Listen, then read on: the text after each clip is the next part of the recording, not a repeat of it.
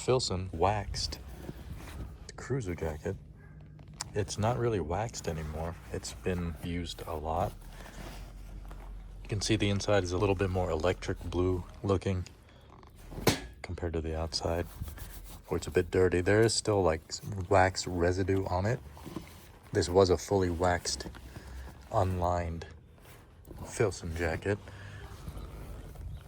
made in USA.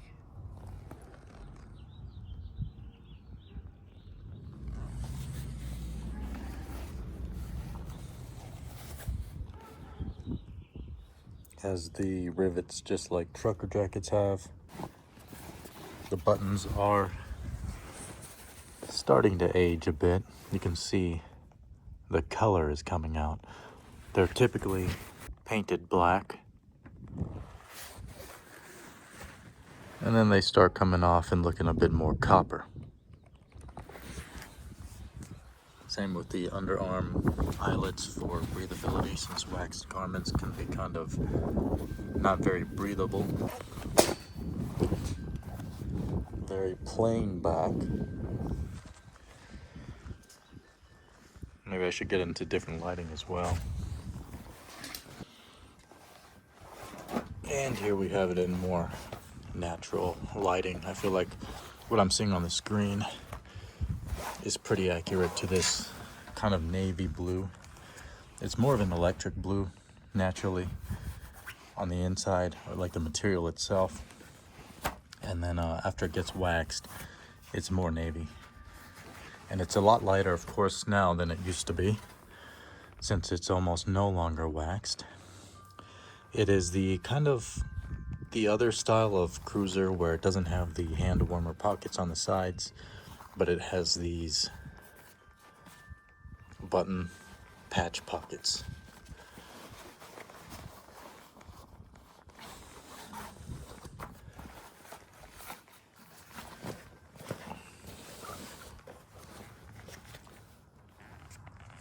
Pretty well done, just as Filson is known to do good work.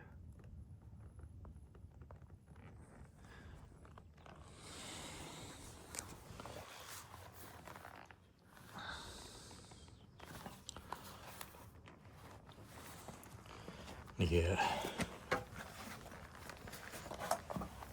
The 4 tool pockets slash, whatever you want to put in there, pens, any kind of thing that's long. Some people actually like to remove the stitches from usually like one section to make it like a bigger doubled up section, which is actually pretty helpful, but I never really needed that, so I just left it as it is. Rarely ever use this top pocket, which is why the button is so clean looking and not nearly as faded or aged. And I can tell this still has wax on it, because whenever it does get slightly wet, the material still kind of beads up the water, which is good. But I don't actually plan on re-waxing this anytime soon, since I do live in a desert, and while we do have monsoon season, I'm not wearing this during monsoons. Like, this is, like, even if it was fully waxed, like, this is not the thing to wear during a monsoon, like flash floods and stuff like that. So I use it kind of like as a dry jacket for the most part, which is probably why I'll leave it unwaxed, just whatever wax it has. I can tell, like, as well, it feels like a cold material. Cotton typically won't feel cold like this if it's not waxed.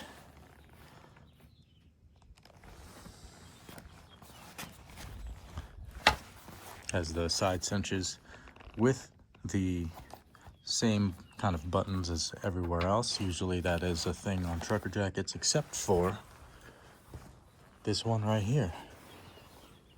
This Lee trucker jacket has cat eye buttons, but these Lee buttons are really nice. I like how these look. And as for other Filson things, Smokey the Bear hat, which I had repaired I had these two things repaired by Filson for free, since they do offer that free shipping as well. So they pay for the label to send it to them, and they pay for it on the way back. You don't have to pay anything, you just have to send a request in. You can see this, their warranty actually has a lot of language that would exclude this from being repaired, but they did repair it. The whole front of the brim was frayed, and they put this kind of ribbon on it, which is cool. It's kind of the ribbon you might see on a felt hat, like the one I'm wearing right here. Well, of course, there's no ribbon on mine, but a lot of these kind of felt hats do have like bound edges, and here's kind of the Go Grain ribbon, which is slightly a different thing, but very similar material to this.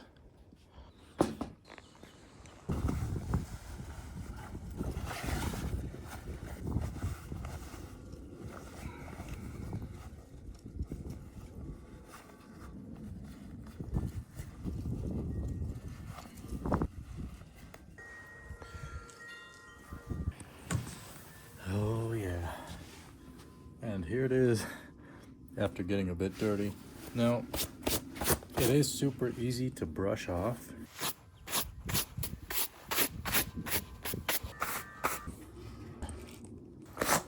Which is an upside to these kind of wax jackets, even in the desert. If you're not using it for rain or, you know, wet conditions, it's still pretty good in dry conditions in my opinion, but it's better when it's not fully waxed. If it's fully waxed, it can get a bit warm if you're using it in warmer kind of weather. But if you are using it in like kind of, it's a little bit above freezing temps right now, probably like 36 Fahrenheit. So, you know, a few degrees above 0 Celsius. And it works, especially if you're like kind of outside working in it with a layer, I guess, at this temperature. I usually don't use it in these temps if I'm kind of just outside and not really working. I'll usually use something warmer, which obviously makes sense. It blocks wind pretty well, but it's not a warm jacket unless it's fully waxed, in which case it's like a clammy jacket. I wouldn't even call it warm because it makes you like a bit hot, I would say, which is not really a good thing. But yeah, I do really enjoy Filson stuff. They have a really good warranty, but of course their warranty is kind of built into the product price, because every Filson garment, bag, whatever they make, is guaranteed for life. So even if you're a secondhand owner of something that's made by Filson, then you will still have access to that free repair warranty that they have. 100% free. The bag I didn't buy firsthand. I bought that off eBay. This could do for a bit of a clean, I suppose. But the material looks good, feels good, wears well. You have, you know, I mean, I have some fraying and stuff. This is stuff that Filson does have in their warranty. Now, the language in their warranty can kind of make it seem like they won't repair a lot of kind of things, but I think that's more just like to protect them from liability and, you know, spending so much, because they do provide the shipping labels and stuff. It's probably like 15 bucks each way, you know, $30 to ship stuff out and back. Probably sometimes more depending on how heavy the package is and stuff like that. With Filson, the sizing is fairly large, of course. I can actually fit in a lot of small stuff. They're built for layering their stuff typically, the jackets especially. I don't know, it's just like super American sizing compared to like European brands where I'll be like a size large, and Asian brands I'll be a double XL or even a triple XL. Sizing is pretty wild. Obviously there's no standard to sizing.